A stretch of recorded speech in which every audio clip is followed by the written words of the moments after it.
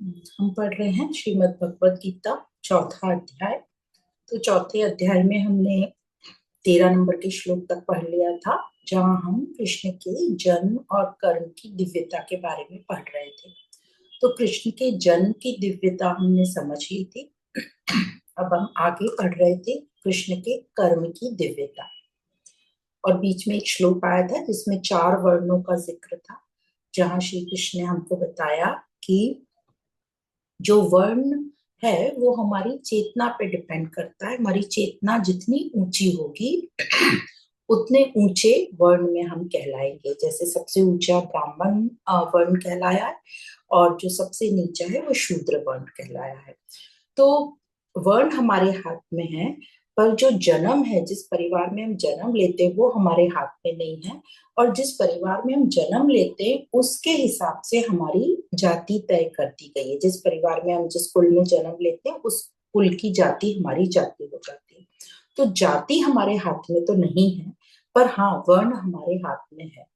तो वर्ण को हम अपना चेंज कर सकते हैं, मतलब हम अपनी चेतना को ऊंचा उठा सकते हैं। और श्री कृष्ण ने ये बताया कि वर्ण ही महत्वपूर्ण है, जाति का कोई महत्व नहीं है। जाति तो संसार ने या समाज के लोगों ने बना दी गई। तो हमें अपने वर्ण पर ध्यान देना है, अपनी चेतना को ऊंचा उठाना है। अब आते हैं श्लोक नंबर 14। तो श्लोक नंबर 14 इस प्रकार है, चौथा अध्याय श्लोक नंबर 14। न माम कर्माणि लिम्पन्ति, न मे कर्म फले स्पृहा, इति माम योऽभिजानाति कर्मभिर्न स बध्यते। तो यहाँ भगवान कह रहे हैं, कर्मों के फल में मेरी आसक्ति नहीं है, स्पृहा नहीं है, इसलिए मुझे कर्म फल लिप्त नहीं करते। इस प्रकार जो मुझे तत्व से जान लेता है वह भी कर्मों से नहीं बंधता। तो यहाँ तत्व से जान लेना मतलब कर्म किस प्रकार करना है, कर्मों के तत्व को, जैसे निष्कामता यहाँ बोली गई है। तो यहाँ ये साधारण तत्व की बात नहीं हो रही जो 24 तत्व हम जानते हैं प्रकृति की, यहाँ निष्कामता की बात हो रही है। तो कर्मों की दिव्यता की बात चल रही है यहाँ। तो श्री कृष्ण कह रहे हैं जो मुझे जान लेता है, कृष्ण को जान लेता है। तो कृष्ण को जान लेना मतलब कृष्ण कौन है? अनासक्त, निर्लिप्त, जो कर्म और कर्म फल से आसक्त नहीं होता। निष्काम होना मतलब कर्म की कोई कामना नहीं है और किसी से भी कुछ कामना नहीं है, इसी को कहते हैं कर्मों में दिव्यता। तो जो यह जान लेता है, मतलब यह यही है कृष्ण, जो इनको जान लेता है वो फिर कर्मों में नहीं बंधेगा। तो इसको हम कैसे समझेंगे, कैसे हम अपने आप को देखेंगे, अपने आप को जानेंगे? तो अपने आप को देखना है कि हम कैसे हैं और कृष्ण कैसे। तो कृष्ण जो है वो कृष्ण पूर्ण है, और हम अपने आप को अपूर्ण मानते हैं। है हम पूर्ण, पर अपने आप को अपूर्ण मानते हैं। अहम अपने आप को अपूर्ण मानता है क्योंकि अहम के साथ हमारा जन्म हुआ है, और ये अहम अपूर्ण मानने के कारण अनेकों कामनाएं करता है। तो ये मूल कारण है अपने आप को न जानना, हमारे दुख का। क्योंकि हम कौन है हमें नहीं पता, इसलिए जो हमारी सारी कामनाएं होती हैं वो भी सब गलत पदार्थों की होती है, मतलब नाशवान पदार्थों की होती है। तो जब हमें यही नहीं पता कि हम कौन है, तो हमें क्या चाहिए वो भी कैसे पता होगा? वो भी नहीं पता होगा, इसलिए हम सब गलत कामनाएं करते रहते हैं।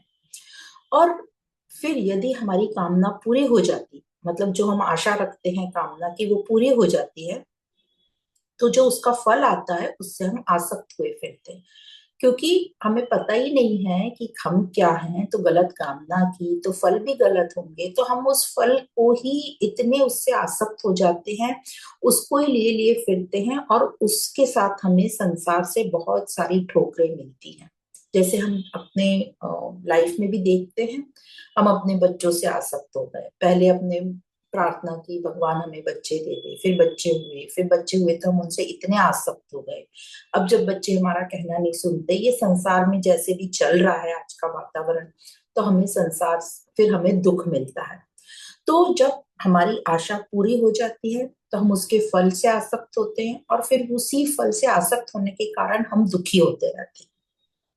और जब हमारी आशा पूरी नहीं होती, मतलब हमारी कामना पूरी नहीं होती, तो हम कहते हैं हमको निराशा हाथ लग रही है। पर यदि सही में हम निराश होते तो हम मुक्ति की ओर बढ़ जाते, मतलब हमें विरक्ति आ जाती। पर हमको ये समझ में आ रहा है अभी, यह अध्यात्म पढ़ने से, ज्ञान पढ़ने से, कि ये जो निराशा है वो हमारी सच्ची निराशा नहीं है। सच्ची निराशा होती तो हम विरक्त हो जाते और हम मुक्ति की तरफ बढ़ जाते। पर वास्तव में जो हमारी निराशा है वो सच्ची निराशा नहीं होती, वह भी हमारी एक आशा ही होती है कि चलो अभी हमारी कामना पूरी नहीं हुई, पर आगे आने वाले समय में हो जाएगी या हो सकती है, शायद अभी हमारा समय ठीक नहीं चल रहा, ऐसे हम कह के अपने आप को दिलासा देते हैं। और कामना पूरी हो गई तो फल का क्या करना है हमें नहीं पता। नहीं पता क्योंकि हम कौन है हमें ये नहीं पता, इसलिए हम उसी फल से आसक्त हो जाते हैं। तो भगवान कृष्ण का यहाँ कहना है कि अपने आप को जानो कि तुम कौन है, तुम कौन हो। यह पता होने से कि हम कौन है, तो हम जो है करता, मैं जो करता हूँ गलत कामना करेगा ही नहीं। फिर जो मैं हूं करता, वो जो कामना करेगा उसी की कामना करेगा जो वास्तव में उसे चाहिए, मतलब जो उसे पूर्ण करे। तो यह जो कामना रहेगी ये बहुत ही ऊंची कामना रहेगी। ये नाशवान कामना नहीं होगी। अभी तक हम नाशवान कामना करते हैं, पर वो कामना नाशवान कामना नहीं होगी। और ऐसी ऊंची कामना के लिए आत्मज्ञान चाहिए। और उस आत्मज्ञान को लेकर फिर हम उस अपने आप को देखेंगे, अवलोकन करेंगे, अभ्यास करेंगे, संघर्ष करेंगे, अपने आप से प्रश्न करेंगे, तभी ये काम हमारा होगा। तो हम अभी क्यों नहीं कर रहे? क्योंकि हमें संघर्ष नहीं करना, हमें इतने प्रश्न नहीं करना, और इसलिए हम ऐसी ही कामना करते रहते हैं जो हमें इजीली प्राप्त हो जाए, जो हमारी पहुंच के अंदर हो। तो भगवान यहाँ कह रहे हैं मुमुक्षुओं की तरह बनो। मुमुक्षु का मतलब जो बहुत ऊंची कामना लेके चलते हैं, जो श्रेष्ठतम को मांगते हैं, जो अपने दायरे से बाहर जो है, प्रकृति से परे उन चीजों उनकी कामना करते हैं। तो यह कोई चीज नहीं है ये कामना करना, श्रेष्ठतम की कामना करना। तो जब हम इतनी बड़ी ऊंची कामना करते हैं तो उसके ही संघर्ष में लगे रहते हैं, तो हमें फल की आशा का ध्यान ही नहीं आता। क्योंकि यह जो हम संघर्ष करते हैं जीवन यात्रा में, वही हमें ऐसा लगता है कि यही प्राप्त है, मतलब उसी से हम आनंदित रहते हैं, मौज में रहते हैं, और उसी प्राप्ति में, संघर्ष में कोई हम प्राप्ति समझते हैं, और उसी में हमारा जीवन गुजरता रहता है। क्योंकि जो हर पल संघर्ष समर्पण में रहेगा, हर कर्म वो दूसरों के लिए करेगा, वो अपने लिए कुछ नहीं करेगा, दूसरों को ऊंचा उठाने के लिए करेगा। तो यही उसकी ऊंची कामना रहेगी। तो जो छोटी मोटी सांसारिक कामना होती है वो हमें प्राप्त भी हो जाती है वस्तुएं, पर उसके बाद भी हमें खालीपन या अप्राप्ति लगती है। क्यों लगती है? क्योंकि जो पदार्थ हैं या रिश्ते भी हैं वो नाशवान हैं, और भले ही कुछ समय के लिए हमारी भूख मिट जाए उन पदार्थों से या रिश्तों से, पर हमारी प्यास तो वैसी की वैसी ही बनी रहती है। पर जब हम ऊंची कामना करते हैं उसका फायदा ये है कि वो अप्राप्त होते हुए भी हमें उसमें आनंद, मौज आता है, हमें प्राप्ति की फीलिंग आती है। उस यात्रा में ही हमें बड़ा मजा आता है। तो इसी को कहते हैं कि जीवन में आनंद होना। और इसी यात्रा के लिए भगवान कृष्ण हमको कह रहे हैं कि ऊंची कामना रखो। अब बात आती है कि हमको ऐसा मन में लगता है कि जो निष्कामी होते हैं, निर्लिप्त होते हैं, जैसे कृष्ण, वो कोई कर्म नहीं करते। तो चाहे निष्कामी हो निर्लिप्त हो, कर्म तो सभी करते ही करते हैं, वो करेगा ही करेगा, निष्कामी तो बिल्कुल करेगा ही करेगा कर्म। तो ये हमारे मन में गलत धारणा होती है। तो पर निष्कामी जो कर्म करता है वो पूरा अपने कर्म में डूब कर कर्म करता है। पहली बात तो वो कर्ता से जो उसका जो कर्ता है, मैं है, वो पूरा शुद्ध है। और कर्ता जो है सही बिंदु पर बैठा है। तो वो निर्णय भी जो कर्म के लेता है, कर्ता को देख, कर्ता ठीक रहता है तो कर्म भी ठीक होते हैं, कर्म का निर्णय भी ठीक रहता है, सही कर्म का चुनाव करता है, और फिर जो भी वो कर्म करता है वो उसमें पूरा डूब कर कर्म करता है, पर उससे लिप्त नहीं होता है, तो उसे न फल की उसमें लालसा रहती है, क्योंकि जो कर्म ही कर रहा है वो सही कर्म है, तो उसे फिर फल की कुछ भी चिंता नहीं रहती। तो जब निष्काम कर्म करते हैं तभी हम फल की चिंता नहीं करते, तभी जो हमारा सेकेंड अध्याय का श्लोक है, श्लोक नंबर 47, माँ फलेषु कदाचन, मतलब फल की चिंता नहीं करना। जब हम निष्काम कर्मी होते हैं तब हमें फल की चिंता नहीं होती। अब सकाम भी, जो सकाम होता है रजोगुणी मनुष्य या सतोगुणी, वो भी कर्म करता है पूरा डूब कर। कई लोगों को आप देखेंगे बहुत पैशनेटली कर्म करते हैं अपन, वह लोग, पर वो लिप्त रहते हैं अपने कर्म से। तो किसी को भी यह देखकर कि वो पूरा कर्मों में डूबा हुआ है, हम ये नहीं कह सकते कि वो लिप्त है या निर्लिप्त है। लिप्त है कि नहीं, ये तो जो लिप्त है उसी को पता है कि उसे फल की आशा है कि नहीं, तो वो लिप्त है। निर्लिप्त तो अपने मजे में रहेगा, उसे तो कुछ चिंता ही नहीं होती, ना फल की, ना इसका क्या परिणाम होगा उसकी। तो आत्मज्ञान से भगवान का कहना है, कर्ता को जानो तो कर्म आपके सही होंगे, उच्चतम कामना होगी। उच्चतम मतलब किसकी कामना, यहाँ हम गीता पढ़ रहे हैं तो कृष्ण की कामना। तो यही है कृष्ण को जानना। कृष्ण को जानना मतलब निष्कामता। निष्कामता क्या है यह समझना। तो निष्कामता मतलब कर्म फल से आसक्त न होना, निर्लिप्त होना, निष्कामना कामना नहीं होना, और उसके आगे फल से आसक्त न होना, निर्लिप्त रहना। तो इसी को कहते हैं कोयले की खदान से बिना काले हुए निकलना, साफ सुथरा निकलना। इसी को कहते हैं संसार में रहते हुए निर्लिप्त रहना, मतलब बंधन नहीं होना। पर जन्म लिया है तो संसार में तो हमें रहना ही है, और संसार में पिसना तो है ही, क्योंकि संसार सुख दुख से बना है। जैसे कबीरदास जी कहते हैं ना, दो पाटन के बीच में साबत बिछाना कोय, चलती चक्की देख के दिया कबीरा रोए, दो पाटन के बीच में साबत बचाना कोय। तो साबत तो बचने का उपाय है, उपाय एक ही है कि साबत बचना है। तो कहते हैं आगे के दोहे में कबीरदास जी, चाकी चाकी सब कहे, कीली कहे न कोई।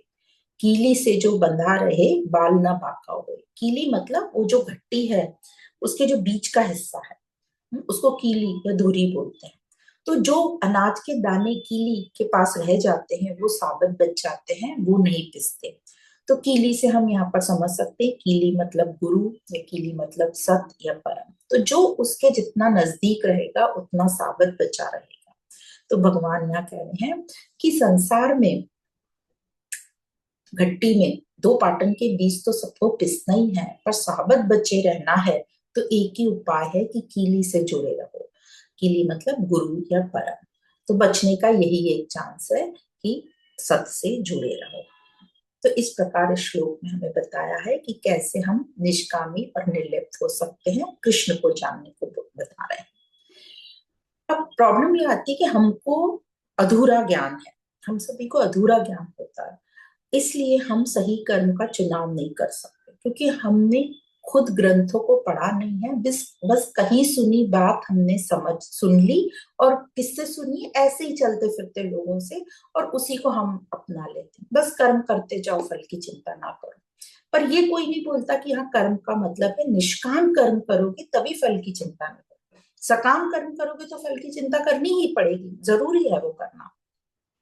तो हम सुनी सुनाई बातों पे चलते रहते हैं। तो यहाँ हमको ये लेसन मिलता है कि हम अपने ग्रंथों का, ये वेदांत दर्शन का अध्ययन करें, सही प्रकार से उसको समझें, सही प्रकार से श्लोकों का अर्थ समझें, तभी हमारा जीवन सार्थक हो सकता है, तभी हम बंधन मुक्त हो सकते हैं। तो हाल ही में हमने एक मूवी देखी थी जिसका नाम है हक। आप लोगों को चांस मिले तो जरूर देखिए वो मूवी, छोटी सी मूवी, 1.5 पौने 2 घंटे की।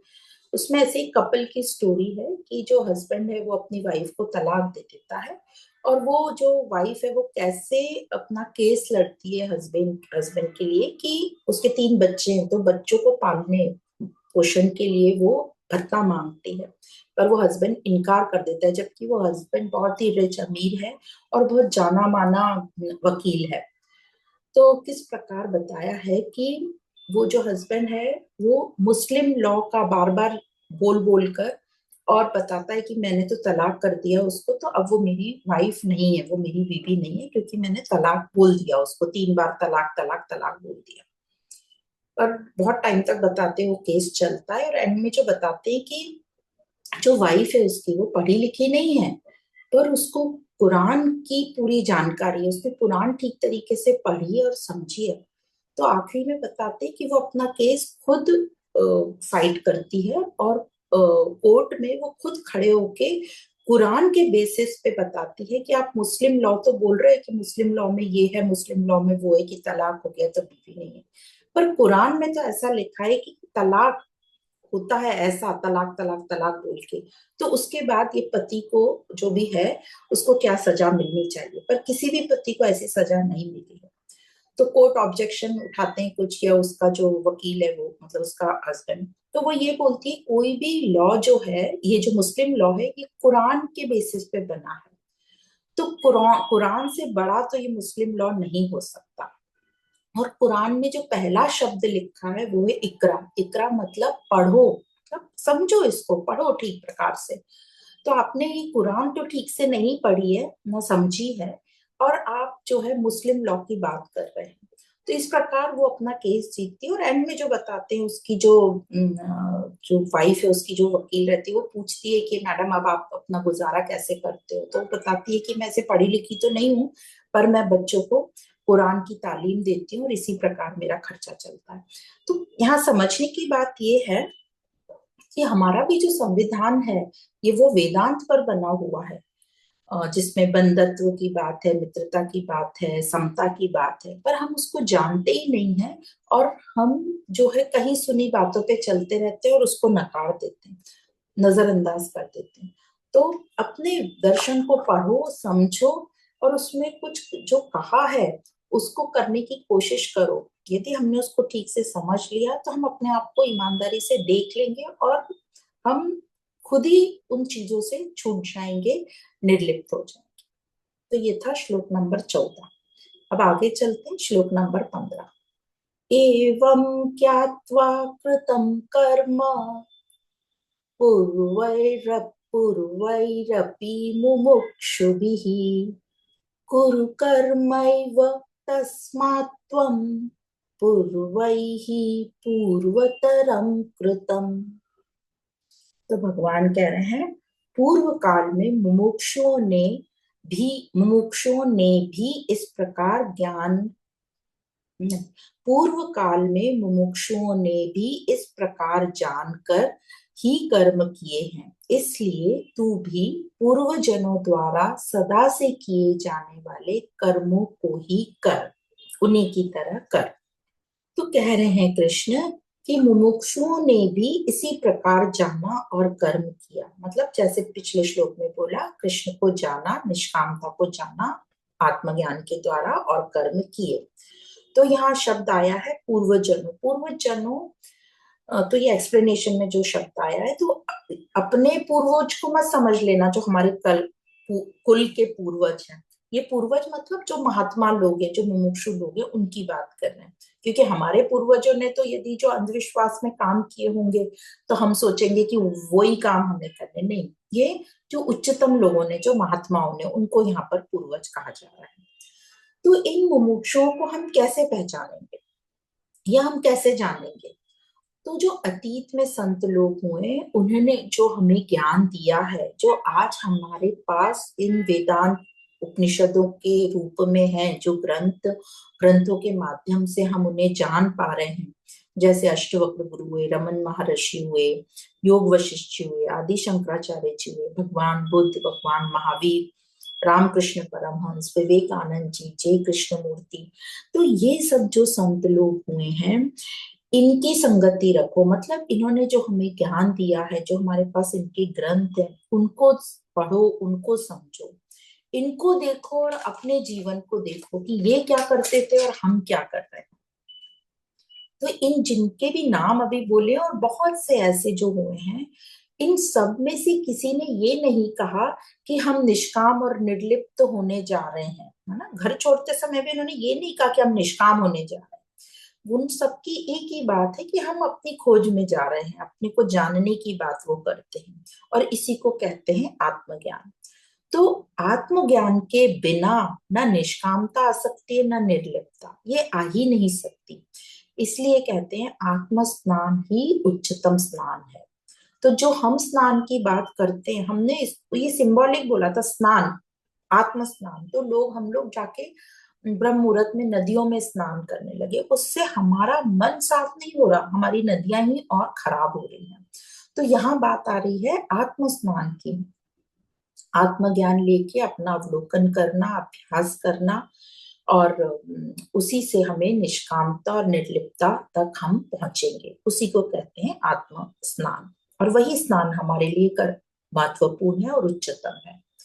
और बिना आत्मज्ञान के अपने आप को ठीक करना पॉसिबल ही नहीं है। जो हम कहते हैं कि हम अपने आप को ठीक कर लेंगे, बस हम तो हैं ही ठीक, हमको सिर्फ निष्कामता लानी है, हम तो बहुत ही संस्कारी हैं, बस थोड़ा सा हमको इस पे काम करना है, बस थोड़े से हमें निर्लिप्त हो जाना है, बस डिटैच हो जाना है। तो ऐसा बोलना अपने आप को मूर्ख बनाना है, और अपने अहंकार को बचाए रखने के लिए हम ऐसी बातें करते हैं कि मैं तो चेंज नहीं होऊंगा, मुझे जरूरत ही नहीं है, मैं तो बहुत अच्छा हूँ, बस मेरी हस्ती में मैं थोड़ी सी निष्कामता या निर्लिप्तता और जुड़ जाए तो मैं बेस्ट बन जाऊंगा। तो ये सरासर अपने आप को बेवकूफ बनाने की या मूर्ख बनाने की विधि है। ये ऐसे जाल में हमें नहीं फंसना है। निष्कामता तो सिर्फ सिर्फ आत्मज्ञान से ही आएगी। निष्कामता, निर्लिप्तता, ये सब आत्मज्ञान के बाय प्रोडक्ट्स हैं। निष्कामी व्यक्ति को तो पता भी नहीं रहता कि वो निष्कामी है, क्योंकि उसके लिए तो ये बहुत ही सहज साधारण सी बात है निष्कामी होना। वैसे ही महात्मा लोगों को पता ही नहीं रहता कि वो महात्मा है, क्योंकि उनके लिए ये बहुत ही नॉर्मल सी बात है। तो यदि हमको प्रश्न आता है कि निष्कामी कैसे बने या निष्काम कर्म कैसे करें, तो इसका जवाब एक ही है, आत्मज्ञान से अपने आप को जानो, संसार को जानो। क्योंकि डायरेक्ट सब तो हमें पता नहीं चल सकता, पता किया नहीं जा सकता, क्योंकि वो निराकार है। तो खुद को जानो। कैसे? आत्मज्ञान लो और देखो अपने आप को कि अपनी दिनचर्या कैसी है, अपने जीवन को देखो, पर पूरी ईमानदारी से अपने आप को देखो। देखो कि हम कितना समय और पैसा अपने शरीर पे डाल रहे हैं, भोजन पे डाल रहे हैं, कितनी दिन भर में कितना समय हम फोन पर रहते हैं, कितना समय हम रिश्तेदारों के साथ घूमते फिरते हैं, दोस्तों का कितना साथ रखते हैं, कितने फंक्शन प्रोग्राम हम फालतू में अटेंड करते हैं, या जो अटेंड करते हैं उसमें हमारी स्थिति कैसी रहती है, टीवी पर हम क्या देख रहे हैं, कितना टाइम हम टीवी के सामने व्यतीत कर रहे हैं। अपने आप से पूछो कि हमने क्या कुछ नया सीखने में टाइम डाला है, कुछ नई चीजें सीखी हैं, कुछ नया ज्ञान लिया है, कुछ नई पुस्तकें पढ़ी हैं, हमने पढ़ने में कितना टाइम व्यतीत किया है, जानकारी हासिल करने में कितना व्यतीत किया है। क्योंकि पढ़ने से तो हमें ये अपने बारे में तो समझेगा, पर जो संसार की गतिविधियां हैं उसके लिए हमें थोड़ा विज्ञान का सहारा भी लेना पड़ता है, जो हमें पूरा ये संसार की रूपरेखा, संसार कैसे चल रहा है, पृथ्वी कैसे घूम रही है, सूरज चांद क्या है, इन सब के बारे में, टेक्नोलॉजी के बारे में हमें थोड़ी जानकारी होगी। तो ये यदि हम अपना जीवन देख लें कि हम क्या कर रहे हैं और मुमुक्षुओं ने क्या किया, वो कैसे टाइम खर्च करते थे और हम अपना टाइम कैसे खर्च कर रहे हैं, क्या हम पर्यावरण के बारे में थोड़ा भी सोच रहे हैं, क्या हम पशु पक्षियों के बारे में थोड़ा भी सोच रहे हैं, क्या हम जंगलों की कटाई कर रहे हैं, वहां रहने वाले पंछी पशुओं के बारे में कुछ सोच रहे हैं। तो देखो हमारी सोच क्या है, यह हमारी सिर्फ स्वार्थ की सोच है कि सिर्फ अपने बारे में सोच रहे हैं। तो अपने बाप को जब हम ईमानदारी से देख लेंगे तो फिर हम मुक्त हो ही गए। क्योंकि यदि हमने अपने आप को देख लिया ईमानदारी से तो हमें अपनी गंदगी, अपनी नीचता पता चल जाएगी, और जैसे ही हमें अपनी गंदगी या नीचता पता चल जाएगी, वो हमारे लिए एक आईने का काम करेगा, तो हम उसे इमीडिएटली साफ कर लेंगे। तो आत्मज्ञान ही साधन है मुक्ति का, और मुक्ति का ही परिणाम है निष्कामता, प्रेम, करुणा। तो तो जैसे जैसे हमें आत्मज्ञान आएगा, हम निर्भय होते जाएंगे, हमारा भय डर समाप्त होता जाएगा और हम निडर होते जाएंगे। फिर हमें डर को भगाने की भी जरूरत नहीं है। अभी हम डरते हैं तो हमें संसार समाज कहता है कॉन्फिडेंस लाओ, कॉन्फिडेंस लाओ। पर जब डर ही चला जाएगा तो हमें कॉन्फिडेंस की भी जरूरत नहीं पड़ेगी। और जब वो फिर जो हम जो कर्म करेंगे वो सहज कर्म होंगे। तो इसी को कहते हैं सहजता, जो कि आती है आत्मज्ञान से। तो आत्मज्ञान के बिना ये सब आना नामुमकिन है, हो ही नहीं सकता। देखो, एक डायग्राम बनाया है, उसके थ्रू आपको समझ जाएगा, जिसमें मूल में है आत्मज्ञान। तो आप देख सकते हैं आत्मज्ञान हमारा मूल है। तो आत्मज्ञान लेके अपने आप को देखेंगे, अपने जीवन को देखेंगे, अपनी दिनचर्या को देखेंगे, तो जान लेंगे। और उसी का फल है प्रेम, करुणा, सहजता, समर्पण, श्रद्धा, निर्लिप्तता, समता। बिना आत्मज्ञान के ये फल हमें मिल ही नहीं सकते। तो यदि हम बिना आत्मज्ञान की कोशिश करते हैं कि हमें ये हो जाए, या हम तो बड़े प्रेमी हैं, या हम तो बड़े त्यागी हैं, हम तो बड़े सहज हैं, तो ये अपने आप को मूर्ख बनाने वाली बात है। तो जब हम सहज हो जाते हैं, निष्कामी हो जाते हैं, फिर जो भी हम कर्म करते हैं वो सही कर्म ही होगा। और इसलिए हमें परिणाम की कोई चिंता नहीं रहती। इसीलिए माँ फलेषु कदाचन, यही है सहजता या निष्कामता। पर लोगों को लगता है सहजता मतलब बिना आत्मज्ञान के कहते हैं ना, हम तो जो सामने आया वो कर लेते हैं, हम तो बड़े सहज हैं। तो ये सब है दिखावटीपन की, अपने आप को मूर्ख बनाने की निशानी। तो इससे हमने समझा कि आत्मज्ञान ही एकमात्र साधन है मुक्ति का। और मुक्ति का फल ही, आत्मज्ञान का फल कह लीजिए समझने के लिए, या बाय प्रोडक्ट है निष्कामता, प्रेम, करुणा, सहजता। तो ऐसों का संग रखो जो तुम्हें ऊंचा उठाए, जो तुम्हें मुक्ति की ओर ले जाए। बाकियों का जो संग है उनसे थोड़ा बचो, जो आपको भोग में लगाए रहेंगे। पर हम उल्टा करते हैं, हम जो ज्ञान देते हैं उनको दूर रखना चाहते हैं कि भाई इसे दूर रखो, ये तो हमें ज्ञान देगा और हमारी जो इंजॉयमेंट है उसको कम कर देगा, तो इसको तो दूर ही रखो, है ना। तो यहाँ पर भगवान ने हमें बिल्कुल उल्टा बोला है कि ऐसों का संग रखो।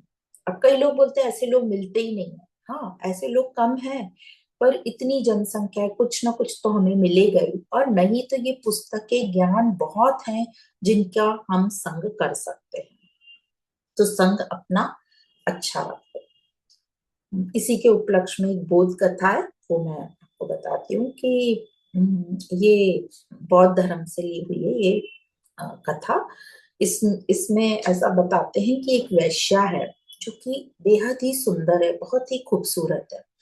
हर कोई मर्द उससे संबंध बनाना चाहता है, हर व्यक्ति चाहता है कि मैं इससे संबंध बना लूं, इससे शादी कर लूं। तो उसी गांव में एक बड़ा सेठ था, बहुत अमीर व्यक्ति।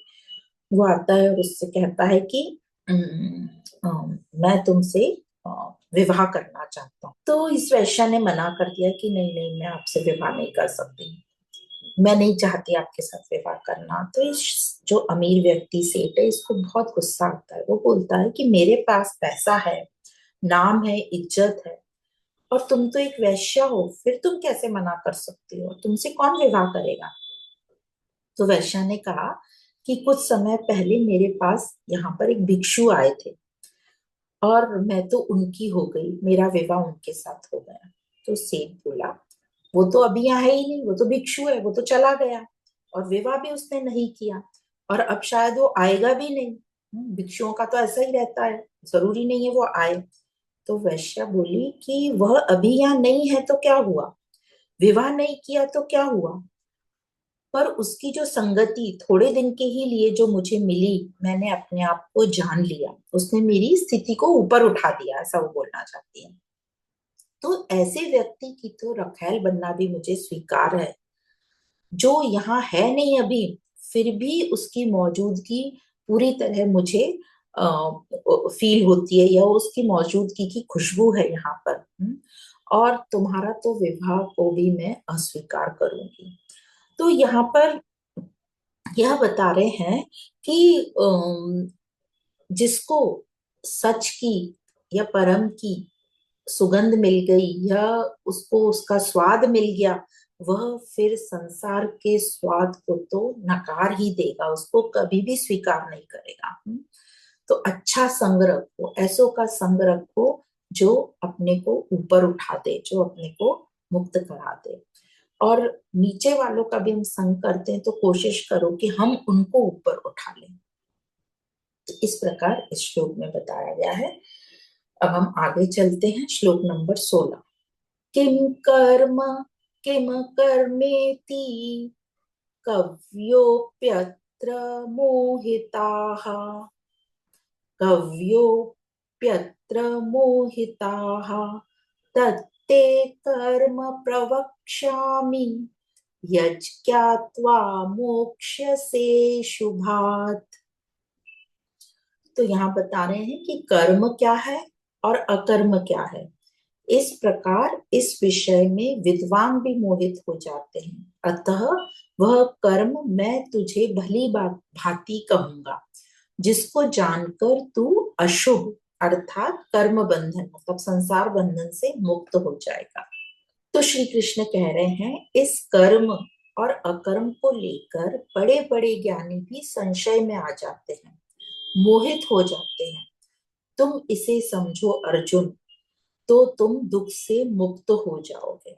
तो यहाँ हमें इस बात को ठीक प्रकार से समझ लेना है कि हम यहाँ कर्मों की बात क्यों कर रहे हैं। वेदांत का विषय कर्म नहीं है, पर वेदांत का जो विषय है वो है दुख से निवृत्ति, दुख से मुक्ति। और दुख किसे होता है? मुझको, कर्ता को। तो कर्ता तक हम कैसे पहुंचेंगे? कर्ता सूक्ष्म है, हम कर्ता तक पहुंच सकते हैं पर एकदम जल्दी या डायरेक्ट नहीं पहुंच सकते, थोड़ी मेहनत करनी पड़ती है। तो कर्ता को पहुंचने का सरल तरीका है कर्म को देख लो। तो कर्म को पकड़कर हम कर्ता तक पहुंच सकते हैं, क्योंकि हम जैसे होते हैं वैसे ही हम कर्म, जैसा हमारा कर्ता है, जैसी हमारी सिचुएशन है जो अंदर है, हम वैसा ही हम कर्म करते हैं। तो इसलिए कर्ता को जानने के लिए, कर्ता की स्थिति जानने के लिए हम कर्मों को देख रहे हैं, इसलिए यहाँ पर कर्मों का जिक्र है। और कर्ता को ही हमें दुख से मुक्त करना है, तो कर्ता को दुख से मुक्त करने के लिए कर्म को जानना आवश्यक हो जाता है। और अशुभ यहाँ पर जो शब्द आया है, अशुभ वही है जो हमें दुखी करे और शुभ वही है जो हमें दुख से मुक्त करे। तो कृष्ण कह रहे हैं ना, तुझे वो ज्ञान दूंगा, वो कर्मों का तत्व बताऊंगा जिससे तू अशुभ से मुक्त हो जाएगा, मतलब दुख से मुक्त हो जाएगा। तो सारी की सारी जो आध्यात्मिक यात्रा होती है उसका लक्ष्य एक ही है, दुख से मुक्ति। और दुख किसको होता है? कर्ता को। तो कर्म से हम कर्ता तक पहुंचना, यही विधि है। तो कर्ता की स्थिति कैसी होगी? जैसे ये तीन गुण है प्रकृति में, सत रज तम, ये तीन तो जानते हैं, और इसके तम से नीचे की जड़ता, और सत के ऊपर की गुणातीत। तो ये हो गई 5 स्थितियां। और इनके मुताबिक कर्म कैसे होंगे? तो अकर्म, विकर्म, सकाम कर्म और निष्काम कर्म। जड़ से होता है अकर्म, तमसा वाला करेगा विकर्म, और सत और रज सकाम कर्म करेंगे, दोनों भोग होते हैं। और गुणातीत व्यक्ति निष्काम कर्म करता है। तो ये हम एक मैंने फोटो पिक्चर बनाया है, उससे हमें समझ जाएगा भी। उसके पहले हम ये समझ लेते हैं कि कर्म किसे कहते हैं। तो कर्म कब कहलाता है? तो जब भी कुछ गति हुई या कुछ हुआ, कोई क्रिया हुई, तो हम, कुछ भी कुछ होता है तो हम उसको कहते हैं क्रिया हुई। तो क्रिया कब कहते हैं? जब उसका क्रेडिट लेने वाला कोई नहीं होता, कर्ता नहीं होता, कर्ता खड़ा नहीं है कि मैंने किया, तब तक वो क्रिया है। पर जब क्रिया के साथ कर्ता लग जाता है कि मैंने किया, तो वो कर्म हो जाता है। तो क्रिया के साथ जब कर्ता लग जाता है तो हो जाता है कि कर्म, मैंने किया, तो वो कर्म कहलाता है। तो अब हम समझेंगे ये सब अलग अलग प्रकार के जो कर्म है। तो सबसे पहले है अकर्म। मैं आपको वो पिक्चर शेयर करती हूँ स्क्रीन पे। तो देखिए, एक साइड पूरा लिस्ट दिए कर्ता की और दूसरी साइड कर्म की। तो कर्ता जैसा होगा वैसा कर्म होगा। तो हम कर्म को देखकर समझ लेंगे कि हमारी कर्ता की स्थिति कैसी है, हमारी स्थिति कैसी है। तो सबसे पहले कर्ता जो है यदि जड़ता में रहा तो वो होगा अकर्म। अकर्म मतलब जहां पर कर्ता मौजूद ही नहीं है बोलने के लिए कि मैं हूं। जैसे हमारे शरीर में बहुत सी क्रियाएं ऐसी होती हैं जहां हमें पता भी नहीं चलता और हम बोलते भी नहीं कि ये मैंने किया। जैसे हमारी पाचन क्रिया, डाइजेस्टिव सिस्टम, हम ये नहीं बोलते कि मैंने पचा लिया, हम बोलते हमारे शरीर ने पचा लिया।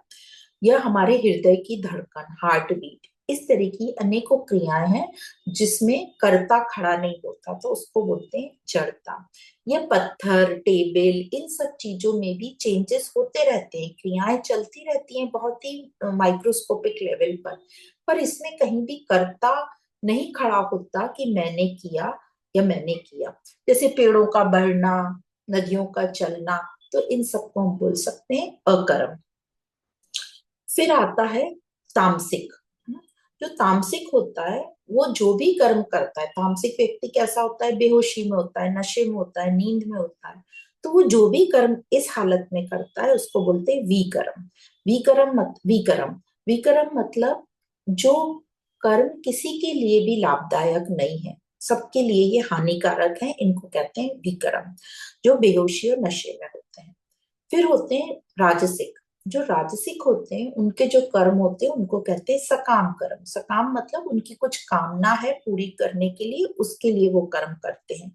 और मेनली राजसिक जो होते हैं इंद्रियों को सुख पहुंचाने के लिए कर्म करते हैं, तो उनमें इंद्रिय भोग होता है, वो उसको कहते हैं स्थूल सकामता। फिर होते हैं सात्विक। तो जो सात्विक कर्म करते हैं उसको भी सकाम कर्म बोलते हैं, क्योंकि उसमें भी भोग की भावना रहती है पर सूक्ष्म रहती है। वो इंद्रियों के सुख के लिए नहीं करते, वो मन के सुख के लिए करते हैं। जैसे हम ये ज्ञान लेते हैं, पुस्तकें पढ़ते हैं, अच्छी अच्छी वार्ता सत्संग सुनते हैं, तो वो हमारे मन का भोग है, हम मन को सुख देने के लिए वो भोग करते हैं, तो उसको कहते हैं सूक्ष्म सकामता। तो सकाम व्यवहारिक दृष्टि से अच्छा है, पर आध्यात्मिक दृष्टि से सात्विक को भी, ये सात्विक का सकाम को भी श्रेष्ठ नहीं बोला जाता, श्रेष्ठ बोला जाता है गुणातीत को। गुणातीत मतलब जो तीनों गुणों से परे है उसको गुणातीत कहते हैं। और गुणातीत कैसे होते हैं, आत्मज्ञान से ही गुणातीत होते हैं। और गुणातीत व्यक्ति जो कर्म करता है उसको कहते हैं निष्काम कर्म, जहां उसकी कोई कामना नहीं है, वो निर्लिप्त है। तो इस प्रकार कर्ता को देखकर, कर्म को देखकर हम कर्ता तक पहुंच सकते हैं। तो तमसा में अभी जो हमने समझा, तमसा में जो कर्म होते हैं वे विकर्म कहलाते हैं, जो बेहोशी या नशे में या नींद में होते हैं। और ये कर्म सभी के लिए, जैसे हमने समझा, कि नुकसानदायक होते हैं और इसीलिए इन्हें निषिद्ध कर्म की श्रेणी में रखा जाता है। ये इन्हें नाम दे दिया गया है निषिद्ध कर्म। और इस निषिद्ध कर्म के लिए सजा भी निश्चित है, और न्याय पुस्तकों में इसकी सजा दी गई होगी कि ऐसा कर्म करेंगे निश्चित कर्म तो इसकी सजा ये होगी। जैसे आप चोरी करेंगे तो इसकी ऐसी सजा, आप मर्डर करेंगे तो इसकी ऐसी सजा, आप स्त्रियों के साथ दुर्व्यवहार करेंगे तो इसकी ऐसी सजा। इस प्रकार की सजाएं निश्चित हैं। पर इसके अलावा भी कई कर्म हम ऐसे करते रहते हैं जो हम जानते नहीं है, पर हम कर रहे हैं। क्यों कर रहे हैं? क्योंकि हमारे बड़ों ने किया है तो हम भी कर रहे हैं। हम उसके बारे में सोचते भी नहीं, विचारते भी नहीं, क्योंकि हम तमसा वाले हैं। तमसा में विचारना सोचना होता ही नहीं, क्योंकि उसके लिए चेतना लगती है, मेहनत लगती है। तो इसमें व्यक्ति को ऐसा लगता है कि वो बहुत अच्छा है, अपने परंपरा निभा रहा है, और वो बदलने की बात सोचता ही नहीं है, सोच में आती ही नहीं है। तो ये सब तमसा के, बेहोशी के हैं। और ऐसे रहना इसलिए व्यक्ति को अच्छा लगता है क्योंकि बेहोशी में, नशे में बड़ा सुख प्राप्त होता है, और इस नींद में जैसे सुख होता है, इसीलिए व्यक्ति की लालसा रहती है कि इसी में पड़ा रहे, इसीलिए व्यक्ति सोने की तड़प रहती है। तो इसमें ये बात होती है तमसा में कि व्यक्ति को वो बेहोश या नींद में डालकर समस्या से बेखबर कर देता है। समस्या उसकी बनी रहती है, समस्या खत्म नहीं होती, पर व्यक्ति समस्या से बेखबर हो जाता है। तो इस प्रकार कहावत भी है ना कि जैसे आज का जो अंधविश्वास है वो कल की परंपरा बन जाएगा और आने वाले समय का वही धर्म बन जाएगा। तो जैसे हमारे पूर्वजों ने कोई अंधविश्वास शुरू कर दिया कि नींबू मिर्ची टांगना, उससे नजर नहीं लगती, तो धीरे धीरे ऐसे धर्म बन गया। अब सबको इतना अनिवार्य हो गया कि नींबू मिर्ची हर दुकानदार अपनी दुकान पे लटका देता है। तो इसी प्रकार कहते हैं अंधविश्वास से बचो, क्योंकि जो आज का अंधविश्वास है वो कल का धर्म बन जाएगा, और जो आज का धर्म है वो कल का अंधविश्वास बन जाएगा, जो हम आज के युग में देख भी रहे हैं। तो अंधविश्वास से हमें बचना है। तो इस प्रकार ये हो गई तमोगुण की बात। फिर रजोगुण में क्या बताया गया? सकाम कर्म। रजोगुणी क्या करता है? जैसे हमने पिछले सेशन में भी समझा था, रजोगुणी देवी देवताओं को नमन करता है और फिर संसार में इधर उधर भागता है अपनी कामना पूरी करने के लिए। तो वो अपनी इंद्रियों को भोग कर रहा है, अपने आंखों को सुख दे रहा है, अपने कानों को सुख दे रहा है, अपने पेट को सुख दे रहा है, अपनी जेब को सुख दे रहा है, अपना पेट भरता है, जेब भरता है, इस प्रकार वो अपनी इंद्रियों को सुख दे रहा है। तो इसको बोलते हैं सकाम कर्म। फिर इससे ऊपर आता है सत्वगुण वाला, जो उसको भी सकाम कर्म बोलते हैं, क्योंकि वो सूक्ष्म भेद भोग कर रहा है, वो अपने मन का भोग कर रहा है, वो इंद्रियों का नहीं तो मन का भोग कर रहा है, पर भोग तो कर ही रहा है। जैसे कि समझा था हमने कि हम ज्ञान ले रहे हैं, तो हम ज्ञानी बने बैठे हैं। मैं ज्ञानी हूं, हमें इसका भी अहंकार है, और हम मतलब हम इस ज्ञान का भोग कर रहे हैं। इसलिए सत्वगुणी को श्रेष्ठ नहीं कहते। समाज और व्यवहार में भले ही सत्वगुणी को हम अच्छा बोलते हैं, पर आध्यात्मिकता में सत्वगुणी को भी श्रेष्ठ नहीं कहा जाता, क्योंकि उसमें भी अहंकार बाकी है। वो क्रेडिट लेता रहता है कि मैं ज्ञानी हूँ, मुझे ज्ञान है। तो श्रेष्ठतम कौन है? श्रेष्ठतम है गुणातीत, जो निष्काम कर्म करता है, जहां पर ज्ञान है पर ज्ञानी मतलब अहंकार नहीं है, कहने वाला नहीं है कि मैं ज्ञानी हूं। तो इन निष्कामी के पास कामना भी नहीं रहती। तो ये संत हैं जिनके पास कामना नहीं है, मतलब वो कामना से भी परे चले गए। तो अब यहाँ क्वेश्चन आता है कि तामसिक के पास भी कामना नहीं है, पर तामसिक के पास ज्ञान भी नहीं है, वो अंधकार में रहता है, अंधविश्वास में रहता है, पर संतों के पास ज्ञान है। तो इस श्लोक से हमने समझा कि निष्कामता आती है आत्मज्ञान से, जिसमें व्यक्ति अपने आप को देखता है, और जब देखने पर अहंकार मिट गया तो वो निष्कामी कहलाता है। मतलब आत्मज्ञान से उसका अहंकार मिट गया तो वो निष्कामी कहलाता है। पर यदि अहंकार बचा हुआ है कि मैं ज्ञानी हूं, मैं तो निष्कामी हूं, मैं तो त्यागी हूं, तो फिर तो वो सात्विक का सात्विक ही रह गया, निष्कामी नहीं। तो क्योंकि वो ज्ञान का भोग कर रहा है, भोग कामना भी उसमें बाकी है, पर वो आगे बढ़ सकता है, पर अभी उसको सकामी सात्विक कहा जाता है। तो जिसको सचमुच ज्ञान हो जाता है उसको तो कामना रहेगी ही नहीं। उसे ज्ञान तो होगा, पर वह ज्ञानी नहीं है, अहंकार नहीं है, बोलने वाला है ही नहीं, वो कर्ता उसका समाप्त हो गया। तो आत्मज्ञान से अपने आप को देखो, यही साधन है मुक्ति का। कर्ता को यदि देख लिया, अपनी असली कंडीशन, अपनी असली पिक्चर हमने देख ली ईमानदारी से, तो मतलब असली हम तभी देखेंगे जब हम ईमानदार रहेंगे। तो अपने आप को ही हम वहां से हटा देते हैं, मतलब मैं को हटा देते हैं। यही आत्मज्ञान है, अहंकार को हटाना या मैं को मिटाना, और यही है सत्य, यही है मुक्ति। तो इस प्रकार हमको इस श्लोक में समझा कि आत्मज्ञान ही साधन है, जिससे हम निष्कामी हो सकते हैं, जिससे हमें मुक्ति मिल सकती है, सहज हो सकते हैं। तो आत्मज्ञान अनिवार्य है, बिना आत्मज्ञान के हम निष्कामी नहीं हो सकते। और उसकी विधि क्या?